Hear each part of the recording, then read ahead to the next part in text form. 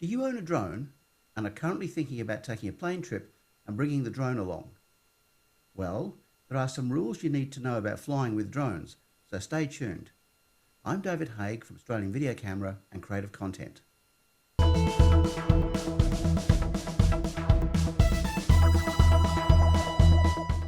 As you probably know, drones use lithium batteries, and due to the risk of fire, usually through mishandling, airlines are, understandably a bit wary of them.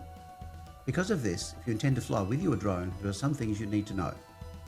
From my research, all the major airlines require you to pack your drone with your luggage, not the carry-on, the stuff that goes in the hold. In regard to batteries though, some requirements vary, but as an average across the board, a drone must not have any batteries inserted or be packed with any batteries, and all batteries must be sealed in clear Ziploc bags, plus have the battery terminals covered with insulation tape.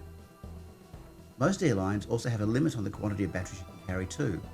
For example, at this time Qantas allows you up to 20 batteries as long as they are rated less than 100 watt hours. Virgin has a similar ruling, except the maximum number of batteries is 15. For more powerful batteries, the quantity is much less in both cases. Majority of airlines have their rules clearly detailed on their websites, so best double check before you fly. And if you're flying overseas, do understand some countries have very strict rules about drone flying, with some banning it altogether. Again, check thoroughly before you go.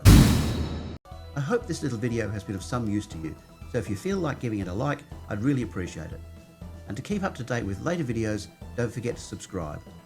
I'm David Haig from Australian Video Camera and Creative Content. Thanks for watching, and safe and happy flying. Oh, one more thing. If you use a GoPro or other action type camera, I think you'll like my free 60-page e-magazine. You can download it from my website at www.creativecontent.au and select the option in the menu bar.